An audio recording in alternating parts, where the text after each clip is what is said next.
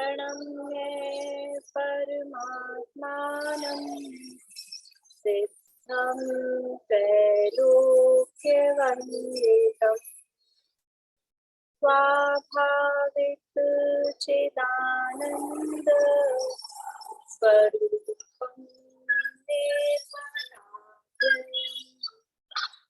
शुद्ध जीवादिद्रव्याणां देशुकं च धीश्वरम् द्रव्यसंग्रहसूत्राणां वृत्तिं रक्षे समासितः जीवमजीवं दवम् जिणवरवसहेण जीर्णनेतिष्ठं देविन्दविन्दवन्तं वन्दे तं सर्वदा शिरसा कहे जीव जिनवर वृषभ ने लोक में वे वंद्य सुरपति वृंद से वंदन करूं कर जोड़।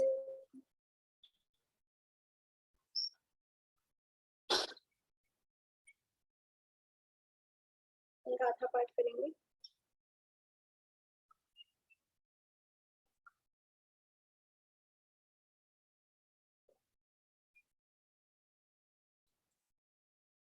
श्लोचना हमें बोलिए। हाँ, कहाँ से सुनानी?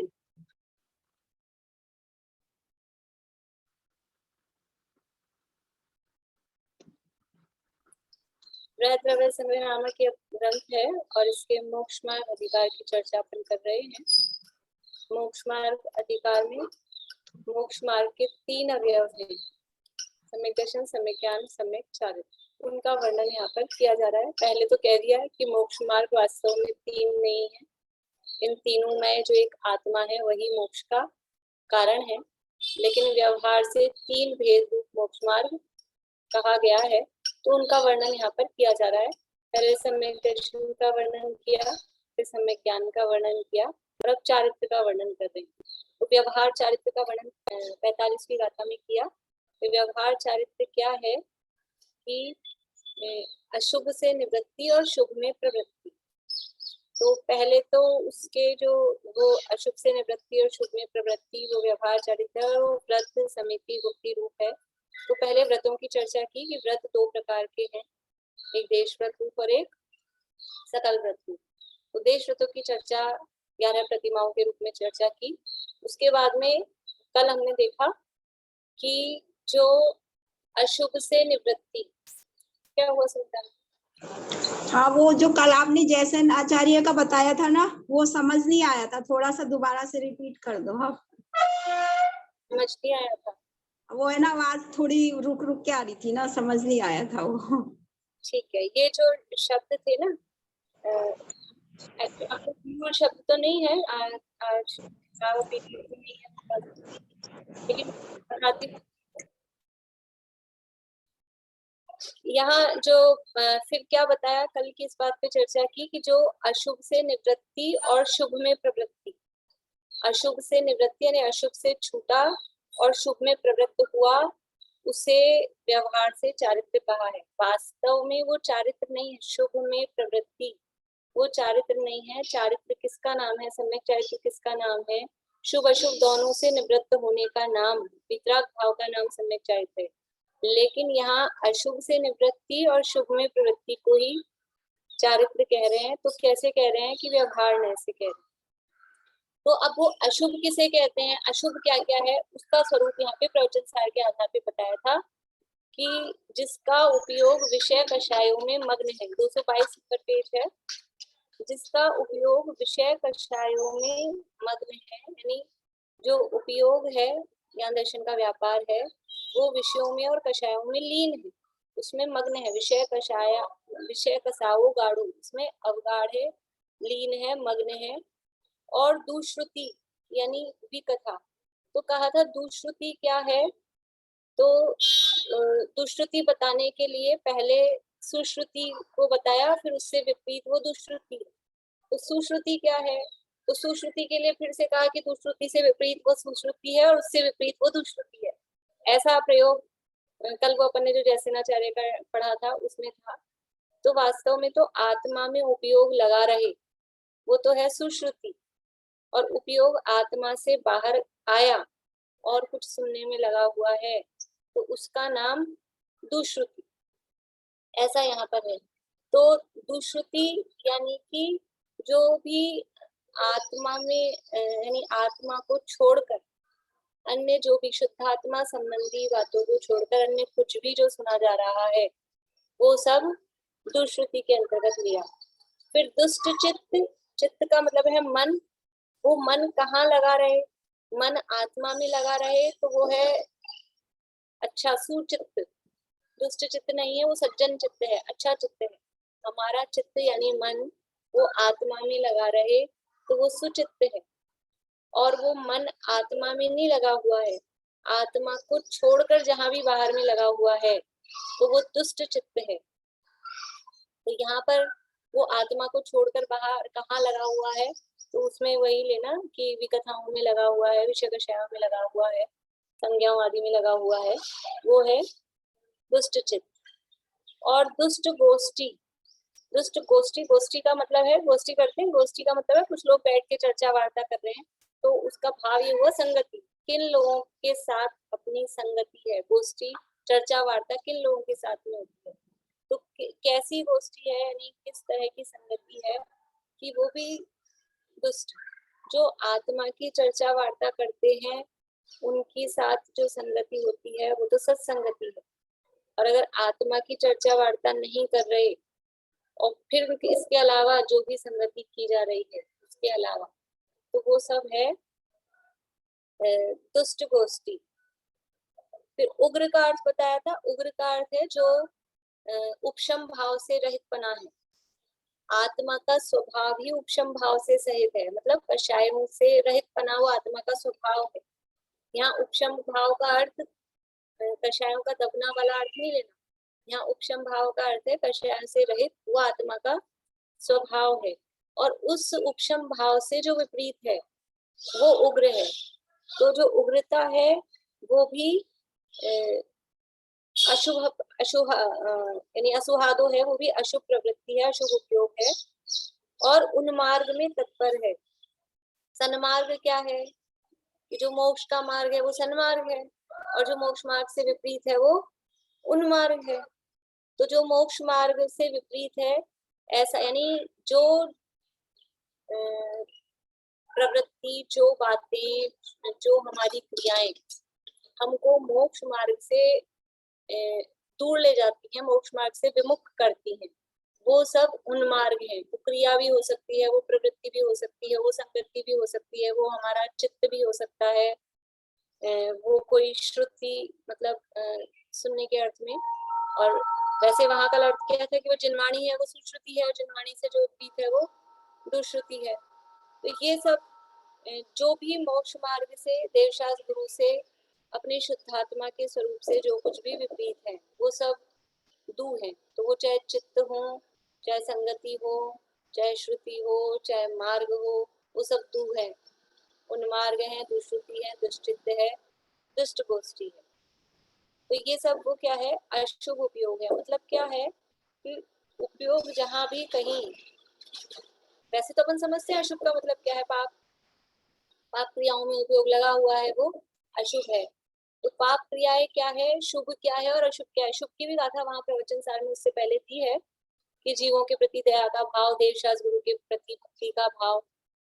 तो ये जो है वो शुभ उपयोग कहलाते हैं। देव गुरु यति अर्चना, अरदान, उपवास आदि में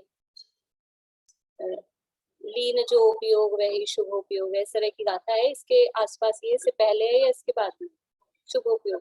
तो देवशास्त्र गुरु के प्रति भक्ति का भाव, जीवों के प्रति दया का भाव, करुणा का भाव, दान देने का भाव, ये सब भाव क्या है? ये शुभ उपयोग कहलाते हैं। और इससे जो उल्टे हैं, देवशास्त्र गुरु से विमुख है, उन्मार्ग है, विषय कषाय में लीन है, पापों में प्रवृत्त है, कषाय में प्रवृत्त है, खोटी बातों में उपयोग चित्त लगा हुआ है, बैठकर खोटी बातों की चर्चा वार्ता की जा रही है, तो वो सब क्या है, वो अशुभोपयोग है। तो अशुभ से निवृत्ति और शुभ में प्रवृत्ति, उसे चारित्र जानो। कैसे जानो? व्यवहार से जानो। तो बाहर में विषय कषाय पाप क्रियाओं से छूटकर, उनसे बचकर, वहां से हटे और इधर देवशास्त्र गुरु की भक्ति पूजन दया दान स्वाध्याय आदि में लगे। अशुभादो निवृत्ति, अशुभ से निवृत्ति हुई, सुहे पवित्ति, शुभ में इनमें प्रवृत्ति हुई। तो इसको क्या कहा है? इसको व्यवहार से चारित्र कहा है। यानी सच्चे देवशास्त्र गुरु की पूजन भक्ति आदि ये जो क्रियाएं हैं, जो भी इस तरह की प्रवृत्तियां हैं, व्रतों का पालन है, ये भी क्या है? व्रतों का पालन है, वो क्या है? वो देवशास्त्र गुरु की भक्ति है या नहीं है? वो भी तो देवशास्त्र गुरु की भक्ति है। भगवान ने कहा है, उन व्रतों का निरूपण किसने किया है?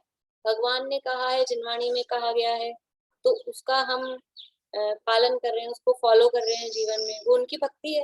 वास्तविक भक्ति क्या है? सच्ची भक्ति क्या है? पंच परमेष्टि की शरण का क्या अर्थ है?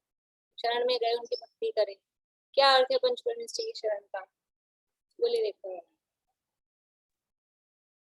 उनके बताए हुए मार्ग पर चलना, यही पंच परमेष्टि। हाँ, पंच परमेष्टि द्वारा बताए हुए मार्ग पर चलकर अपनी आत्मा की शरण में, अपने आत्मा का परमेष्टि की शरण है। तो भक्ति क्या है? भक्ति भी वही है, वो जो बात बता रहे हैं उस बात को फॉलो करना, वही सच्चा भगत है। किसी से अपन कहते रहे बच्चे से, जाओ एक गिलास पानी ले आओ, कि नहीं मैं तो आपका बहुत भगत हूँ, मैं तो आपके गुणगान गा रहा हूँ, बैठ के गुणगान गाता रहे। और हम कहें एक गिलास पानी ला दो, प्यास लग रही है, फिर कहा एक गिलास पानी ला दो, प्यास लग रही है, और पानी नहीं ला रहा और यहाँ बैठ के हमारे गुणगान गा रहा है ताली पीट पीट के। तो वो सच्चा भक्त है? या जो ये सुनते ही, बल्कि सुनना भी नहीं पड़े, पहले से ही ला के रख दे, कहना ही नहीं पड़े, वो सच्चा भगत है। तो जो भगवान कह रहे हैं, उनके बताए हुए जो मार्ग पर चल रहा है, उसको जो फॉलो कर रहा है, तो ये व्रतादि का निरूपण किसने किया है? भगवान ने किया है, जिनवाणी में किया गया है, उसको फॉलो करना वो भी उनकी भक्ति है। तो ये शुभ में प्रवृत्ति है, शुभ भाव रूप है। हमको ये जो परिणाम आ रहा है, हम ये व्रत पालें, तो व्रत पालन करने में जीवों की रक्षा का जो परिणाम आ रहा है, ये सब शुभ भाव है, वो शुभ में प्रवृत्ति है। तो अशुभ से निवृत्ति और शुभ में प्रवृत्ति, उसको व्यवहार से चारित्र कहा है। फिर ये यहाँ कहा था कि जो आचार आराधना आदि जो शास्त्र है, निम्नाचार भगवती आराधना आदि, उनके अनुसार महाव्रत समिति आदि रूप ये चारित्र है। फिर भी वो शुभोपयोग लक्षण वाला सराग चारित्र है, और उसका नाम क्या है? अपहरत संयम। उस संयम का क्या नाम दिया गया है? अपहरत संयम। अपहरत संयम मतलब जो वास्तविक संयम नहीं है, संयम जिसको कहा जा रहा है, लेकिन संयम का तो उसने अपहरण किया है, सच्चा संयम नहीं है, अपहरत संयम है।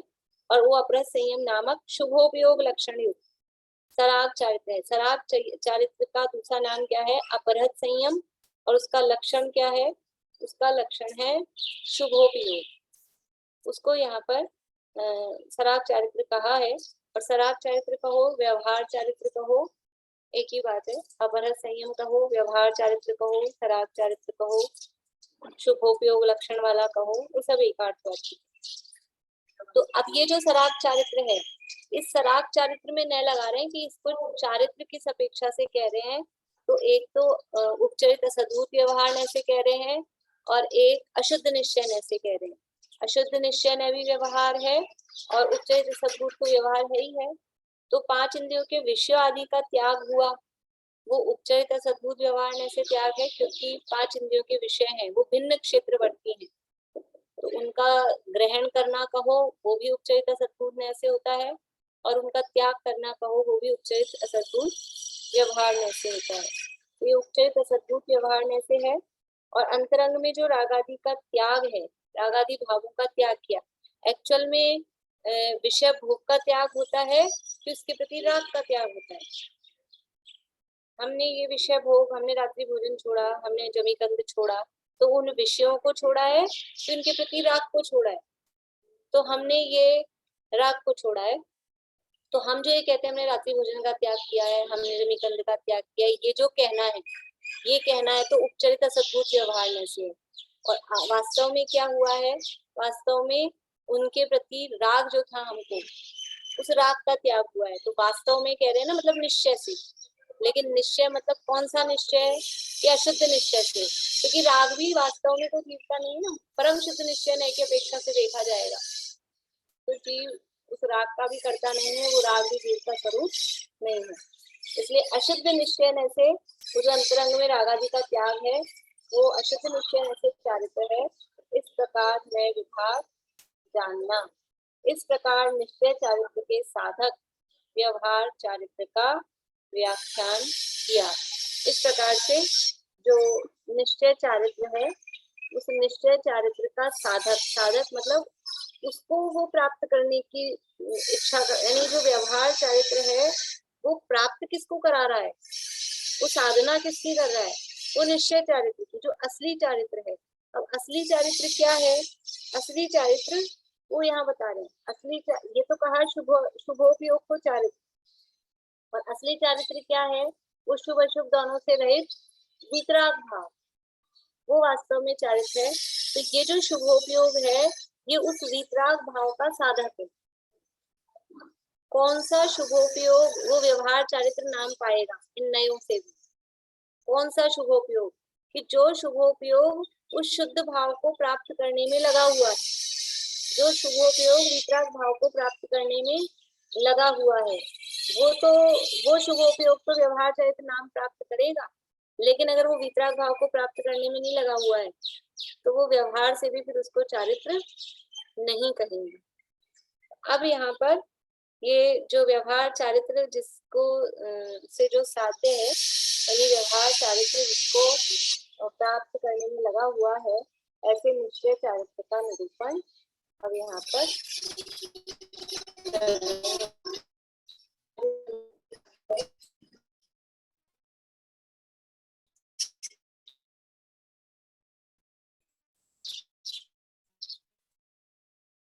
का पाठ करते हैं।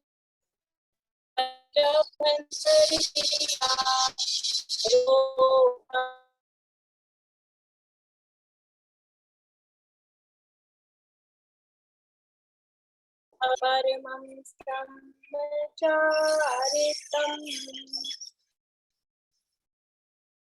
आवाज आ रही? आ रही आवाज, अच्छे से आ रही। बहिरभ्यंतर क्रियारोहो, बहिर और अभ्यंतर शब्द है, बहिर आधा है और उस आधे र में अ मिला है, अभ्यंतर। बहिर यानी बाहरी, अभ्यंतर यानी अंतरंग। क्रिया, क्रिया, रोहो, रोहो मतलब निरोध, उनका निरोध। बहिरंग क्रिया और अंतरंग क्रिया, उनका निरोध। क्यों? भव कारणपणासठम, भव यानी संसार, संसार के कारणों का नासठम नाश करने के लिए। नाणिस, नाणिस यानी ज्ञानी के, ज्ञानी के जो बाहरी और अभ्यंतर क्रियाओं का निरोध है। क्यों है? संसार के कारणों का नाश करने के लिए। तम परमम सम्मचारितम, तम यानी उसको, परमम यानी उत्कृष्ट या सम्यक या निश्चय से समझे इसको, उत्कृष्ट, सम्मचारितम सम्यक चारित्र, जिणोत्तम, जिणोत्तम, जिण उत्तम, जिण यानी जिनेंद्र भगवान और उत्तम यानी उन्होंने कहा है, जिनोत्तम। जम यानी जो, यानी जो ज्ञानी के बाहरी और अभ्यंतर क्रियाओं का निरोध हुआ है संसार के कारणों का नाश करने के लिए, उसको जिनेंद्र भगवान ने, तम यानी उसे, जिनोत्तम जिनेंद्र भगवान ने, जिण यानी जिनेंद्र भगवान, परमम सम्मचारितम परम सम्यक चारित्र, उत्तम यानी कहा है। बहिरभ्यंतर क्रिया रोहो भव कारणपणासठम, णाणिसजम जिणोत्तम तम परमं सम्मचारितम्। गाथार्थ, संसार के कारणों का नाश करने के लिए ज्ञानी को जो बाह्य और अंतरंग क्रियाओं का निरोध है, श्री जिनेंद्र द्वारा कथित वह परम सम्यक चारित्र है। देखिए कारण बता रहे हैं, क्यों? कि संसार के कारण का नाश करने के लिए। किसको? ज्ञानी को। और क्या हो रहा है, काम क्या हो रहा है? बाह्य और अंतरंग क्रियाओं का निरोध। अभी टीका में बताएंगे बाह्य क्रिया और अंतरंग क्रिया क्या है, और वो है क्या चीज? सम्यक चारित्र, परम सम्यक चारित्र। किसने कहा? ये जिनेंद्र भगवान ने कहा है। जिनेंद्र भगवान ने क्या कहा है कि ज्ञानी के, देखो पहली बात, सम्यक चारित्र किसके होता है? परम सम्यक चारित्र किसके होता है? अज्ञानी के नहीं होगा, अज्ञानी के नहीं होगा, क्योंकि ज्ञानी के होगा, ज्ञानी के होगा। और कब होगा, कैसे होगा, या किस रूप में होगा? कि बाह्य और आभ्यंतर समस्त क्रियाओं का जो निरोध। अभी पीछे जो व्यवहार चरित्र की बात की थी, उसमें संपूर्ण क्रियाओं का निरोध नहीं था, उसमें अशुभ से निवृत्ति थी, शुभ में प्रवृत्ति थी। यहाँ बाह्य अभ्यंतर समस्त क्रियाओं का निरोध हो रहा है। और क्यों हो रहा है? क्यों हो रहा है? भव कारणपणासक्तम, संसार के कारणों का नाश करने के लिए। जो पीछे बात की थी उससे संसार के कारणों का नाश हो रहा था क्या? कि शुभ में प्रवृत्ति हो रही थी तो संसार के कारणों का भी सर्वथा नाश नहीं हो रहा था, तो चल रहे थे। लेकिन यहाँ पर वो संसार के कारणों का नाश करने के लिए ज्ञानी के ये जो बाह्य अभ्यंतर क्रियाओं का निरोध होता है, उसे ही परम सम्यक चारित्र भगवान ने कहा है। देखिए टीका देखते हैं।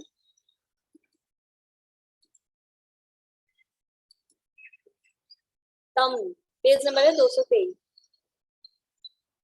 तम यानी वह, वह यानी कौन? परमम, परम उपेक्षा लक्षण युक्त। देखिए ये सम्यक चारित्र का लक्षण बता रहे हैं।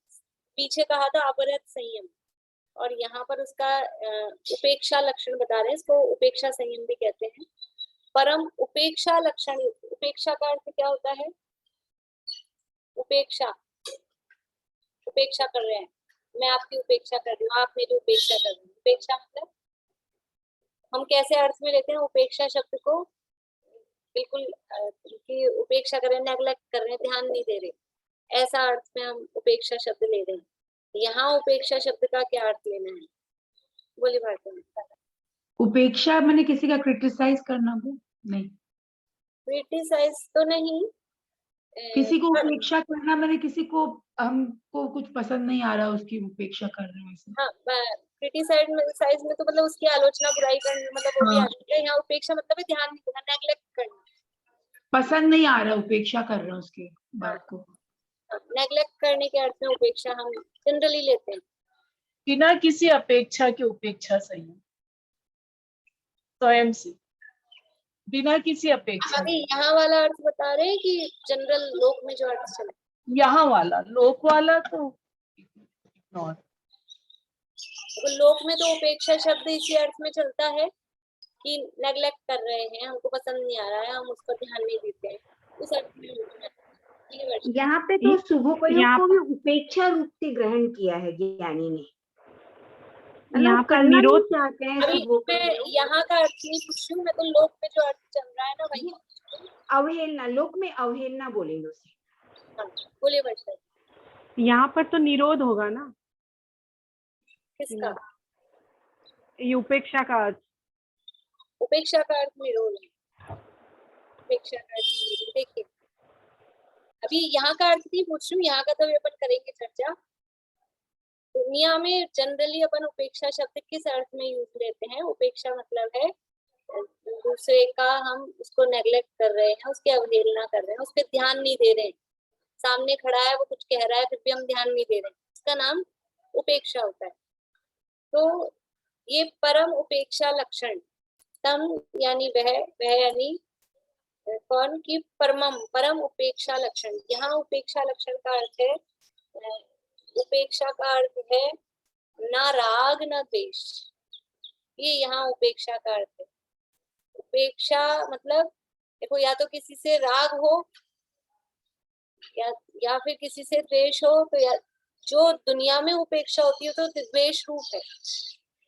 दुनिया में जो उपेक्षा शब्द है ना, वो द्वेष के अर्थ में है कि ये मेरी उपेक्षा कर रहे हैं या मैं उनकी उपेक्षा कर रही हूँ, तो ये क्योंकि उनसे कुछ द्वेष है, पसंद नहीं आ रहा है, ऐसा कह रहे हैं ना आप, पसंद नहीं आ रहा है मतलब द्वेष के सेंस में है वो। लेकिन यहाँ उपेक्षा का अर्थ क्या है? उपेक्षा का अर्थ है हमको ना राग है ना द्वेष है, क्योंकि राग होने पर अपेक्षा होती है, द्वेष होने पर लोक वाली उपेक्षा होती है, और ये राग द्वेष से रहित वीतरागता, वीतरागता का नाम है उपेक्षा। इसे निष्प्रिय भाव भी कह सकते हैं क्या? निष्क्रिय, निष्प्रिय, निष्प्रह, हाँ निष्प्रह भाव, ठीक है। तो वह परम उपेक्षा लक्षण युक्त निर्विकार स्व संवेदन रूप शुद्धोपयोग का अविनाभूत परम सम्यक चारित्र जानना। वो सम्यक चारित्र कैसा है? परम उपेक्षा लक्षण युक्त है। उस सम्यक चारित्र का लक्षण क्या है? देखो पीछे जो बात की थी, पीछे जो व्यवहार चारित्र की बात की थी, उसका लक्षण क्या था? व्यवहार चारित्र का उसका लक्षण था अशुभ से निवृत्ति, शुभ में प्रवृत्ति। और यहाँ जिस परम चारित्र की बात चल रही है, सम्यक चारित्र की बात चल रही है, निश्चय चारित्र की बात चल रही है, उसका लक्षण क्या है? उसका लक्षण है उपेक्षा। और उपेक्षा का अर्थ है यहाँ पर वीतराग, वो दुनिया वाला उपेक्षा का द्वेष रूप अर्थ यहाँ नहीं लेना है। परम उपेक्षा लक्षण युक्त निर्विकार स्व संवेदन रूप शुद्धोपयोग का अविनाभूत। अविनाभूत है, अविनाभूत का मतलब होता है अबिना भूत। तीन शब्द है, अ यानी नहीं, बिना यानी तो बिना, जिसके बिना, और भूत यानी होना, जो जिसके बिना नहीं हो वो कहलाता है अविनाभूत। अविनाभाव संबंध, एक संबंध का नाम आता है, अविनाभावी संबंध है ज्ञान में और आत्मा में। अविनाभाव, भाव का मतलब भी वहां होना है, और बिना यानी बिना ही अर्थ है इसका, और अ यानी नहीं, यानी जिसके बिना जो नहीं हो वो कहलाता है अविनाभाव। तो यहाँ अविनाभूत की जो शुद्धोपयोग का अविनाभूत है, मतलब शुद्धोपयोग का साथी है। सीधा सीधा अर्थ करें अविनाभूत का, उसके साथ में होता है, उसके बिना नहीं होता है, उसके साथ में होता है, वो अविनाभूत या अविनाभाव। उसके बिना नहीं होता है और उसके होने पर होता ही है, उसके होने पर होता ही है और उसके बिना नहीं होता है, वो कहलाता है अविनाभाव या अविनाभूत। जो जिसके होने पर हो और जिसके नहीं होने पर नहीं हो, दोनों तरफ से, जिसके होने पर हो और जिसके नहीं होने पर वो भी नहीं हो, उसका नाम है अविनाभाव, अविनाभूत। तो ये जो परम उपेक्षा लक्षण वाला जो ये चारित्र है, ये किसके होने पर तो होता है और किसके नहीं होने पर नहीं होता है। तो कह रहे हैं शुद्धोपयोग का अविनाभूत। शुद्धोपयोग होने पर ये परम उपेक्षा संयम होता है, और शुद्धोपयोग के नहीं होने पर ये परम उपेक्षा संयम नहीं होता है, परम उपेक्षा लक्षण नहीं होता है। फिर से पढ़ते हैं। परम उपेक्षा लक्षण युक्त निर्विकार स्व संवेदन रूप शुद्धोपयोग का अविनाभूत। शुद्धोपयोग का वो अविनाभूत है, वो शुद्धोपयोग के होने पर होता है, उसके नहीं होने पर नहीं होता है। लेकिन ये शुद्धोपयोग कैसा है? शुद्धोपयोग कैसा है? वो है निर्विकार स्व संवेदन, अपनी आत्मा का संवेदन, वेदन, फीलिंग, अनुभव। स्व यानी मैं, स्वयं, मैं कौन हूँ? मैं आत्मा, शुद्धात्मा। उसका संवेदन, उसका वेदन करना, उसको फील करना, उसका अनुभव करना। और वो कैसा अनुभव करना? निर्विकार। अपनी आत्मा का स्वरूप कैसा है? समस्त विकारों से रहित। विकार कौन से हैं? मोह, राग, द्वेष, इनमें सब आ जाते हैं। तो ये निर्विकार यानी मोह, राग, द्वेष से रहित जो अपने आत्मा का स्वरूप है, ऐसे मोह, राग, द्वेष से रहित अपने आत्मा के संवेदन रूप वो शुद्धोपयोग। तो शुद्धोपयोग में न राग है न द्वेष है, यानी वीतराग भाव है। और वही क्या है?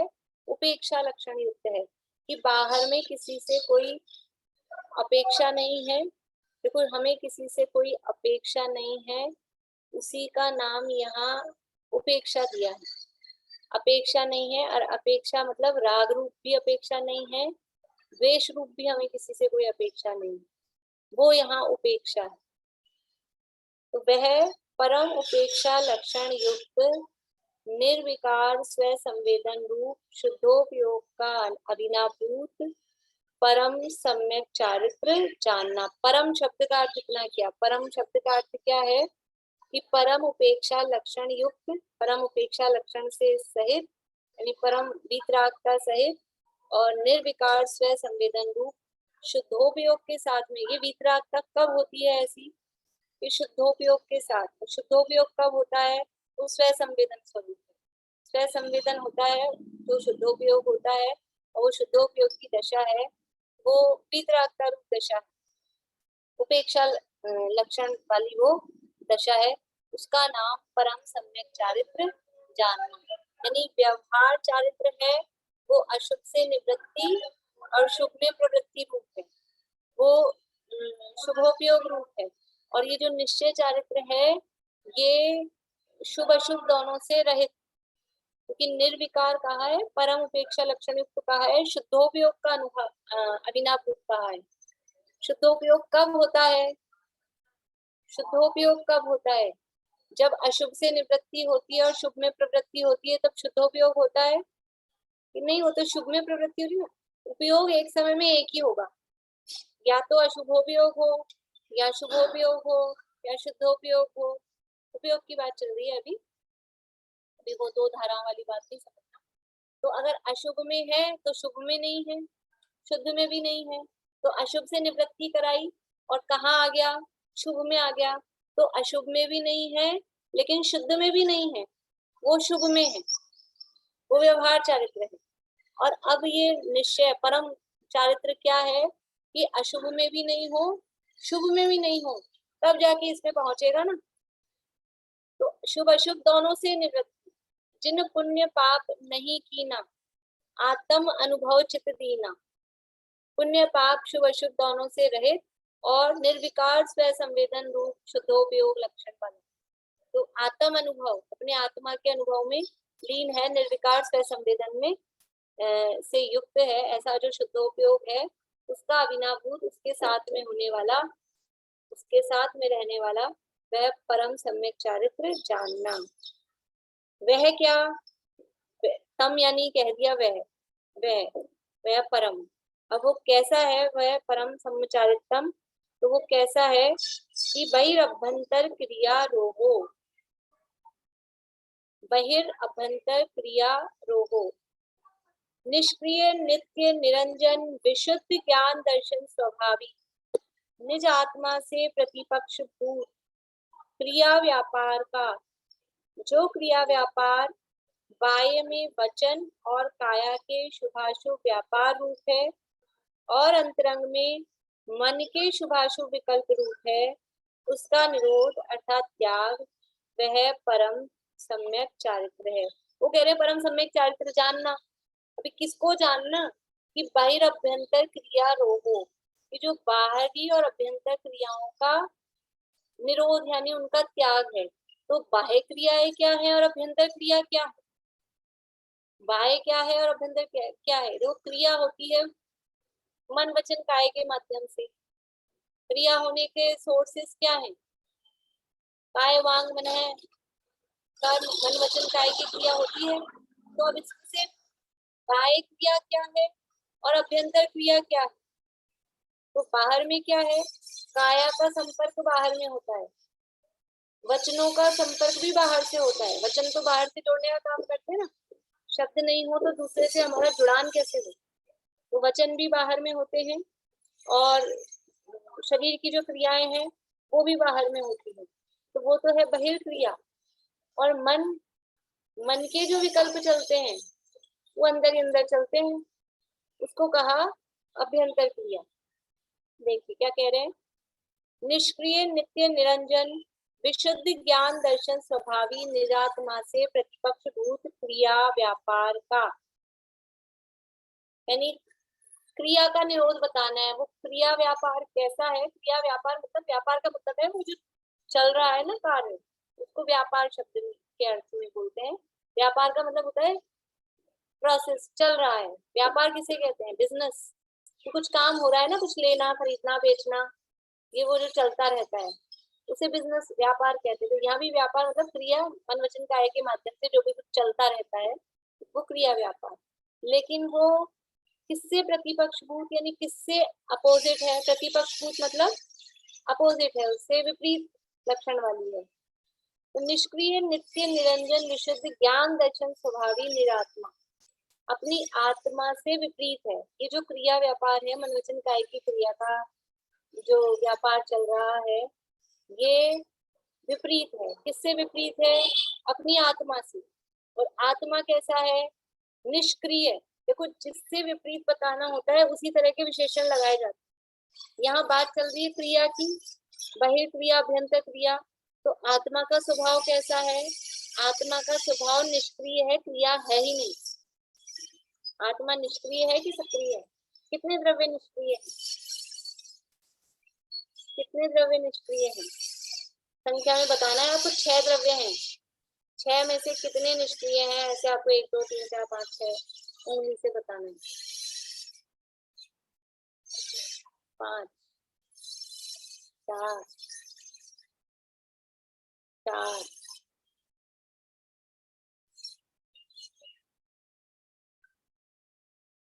बाकी लोग क्यों नहीं दिखा रहे?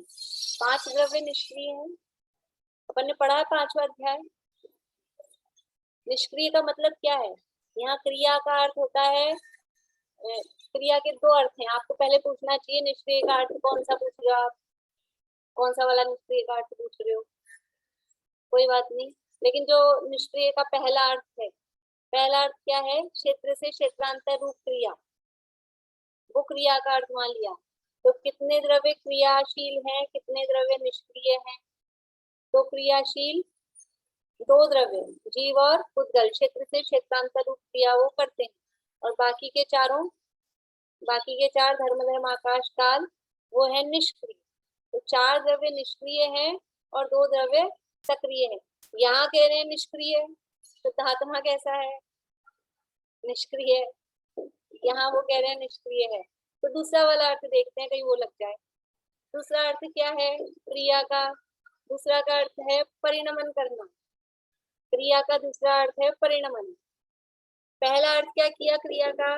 क्षेत्र से क्षेत्रांतर रूप, एक जगह से दूसरी जगह जाने रूप क्रिया। वो 2 द्रव्यों में होती है, जीव में और पुद्गल में। एक जगह से दूसरी जगह जीव और पुद्गल जाते हैं, बाकी के 4 द्रव्य नहीं जाते हैं एक जगह से दूसरी जगह।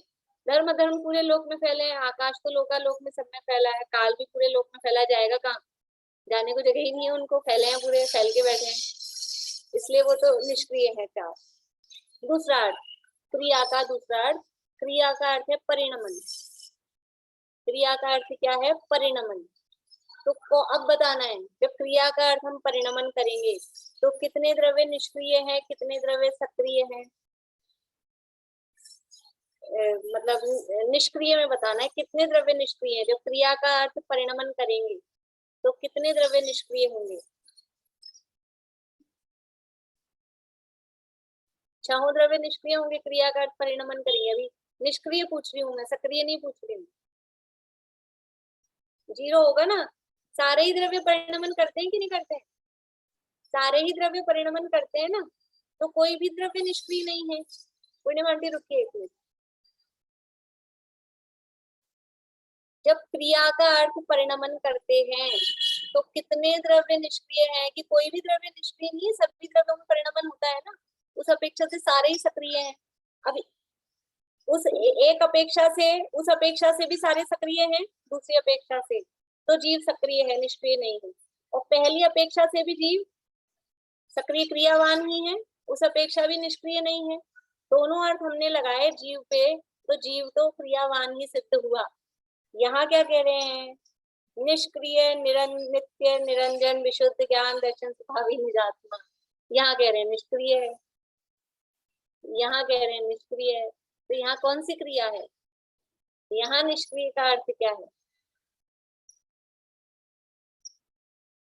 बोले विनीतांजलि। ये व्यवहार रूप 2 द्रव्य के मिलीजुली क्रिया के परिणमन का अभाव बताने की अपेक्षा एक द्रव्य को निष्क्रिय सापेक्ष रूप से बताया। जो दूसरी व्यापार क्रिया बतानी है ना जी, वो व्यवहार क्रिया बतानी है, वो दो द्रव्य से मिली हुई बनेगी। तो ये स्वयं जो निजात्मा अनादि अनंत आत्मा, वो तो निष्क्रिय से अपेक्षा बनेगी ना, पर की जरूरत ही नहीं है उसमें। ठीक इतना मैं समझ गई। बोलिए निशान जी। आत्मा की एक शक्ति है, निष्क्रिय तो शक्ति, निष्क्रिय स्वभावी आत्मा निष्कंप रहता है सदा। वहाँ तो वो कंपन वाली बात है, यहाँ हाँ, वो वाला अर्थ नहीं। आत्मा के प्रदेशों की अपेक्षा से और यहाँ निष्क्रिय का अर्थ क्या है? यहाँ द्रव्य की अपेक्षा से देखा जा रहा है कि द्रव्य है वो निष्क्रिय है, क्रिया होती है वो कहाँ होती है? क्रिया होती है पर्याय में, क्रिया पर्याय में होती है, द्रव्य निष्क्रिय। यहाँ जो निष्क्रिय कहा जा रहा है वो द्रव्य को देखा जा रहा है, द्रव्य दृष्टि की अपेक्षा का कथन है। यहाँ जो निष्क्रिय कहा जा रहा है ना, वो केवल द्रव्य पक्ष को देखा जा रहा है। तो कह रहे हैं निष्क्रिय है, आत्मा में क्रिया होती ही नहीं। जो द्रव्य है, मूल द्रव्य है, उस द्रव्य में कुछ क्रिया नहीं होती है। ये जो क्रिया हो रही है परिणमन रूप क्रिया या क्षेत्र से क्षेत्रांतर रूप क्रिया, वो भी कहाँ होती है? वो तो पर्याय में हो रही है ना, अवस्था में ही होती है। और दूसरा अर्थ ले तो यहाँ बात चल रही है मन वचन काया की क्रिया की, तो आत्मा का मन नहीं है, वचन नहीं है, काया भी नहीं है, जो दो द्रव्यों वाली बात थी वो तो भी जो ये आपने एक बात बताई, 2 नंबर बात जो बताई कि 6 द्रव्य सक्रिय है, वो भी पर्याय अपेक्षा से ही है। हाँ, वो उसी अपेक्षा से, पर्याय अपेक्षा से ही है, और ये उससे ऑपोजिट हो। हाँ। तो देखिए अभी अपना समय हो गया है, इसको अपन कल फिर से लेंगे कि यहाँ सम्यक चारित्र बताया परम उपेक्षा लक्षण वाला, और वो कैसा है कि बहिरभ्यंतर क्रिया के निरोध में। तो बहिर्क्रिया क्या है, अभ्यंतर क्रिया क्या है, इसकी चर्चा अभी अपन नहीं कर पाए हैं, अभी उसमें टाइम लगेगा और अभी अपना समय हो गया है। तो इस विषय को वापस से अपन कर लेके और फिर आगे बढ़ाएंगे। प्रॉब्लम तो नहीं हुई किसी को टाइम में? ज्योति जी, आपकी आंख पे चिल्का पड़ रहा है क्या? हाँ, वो सामने से आपके चेहरे पे एक स्ट्रेस दिख रहा है, तो आप थोड़ी पोजीशन चेंज कर लीजिए। मैंने ट्राई किया था, वो चारों तरफ से एक सही हो रहा है, फिर इधर क्या है कि सही रहता है, कोई आए जाए तो पीछे दीवार रहती है ना, तो ठीक रहता है। हाँ, त्रिकाली ध्रुव की जो बात है ना, निष्क्रिय, वो त्रैकालिक भव्य ध्रुव तत्व जो है उसकी बात यहाँ पर की गई। चलिए अभी यहीं पूरा करते हैं।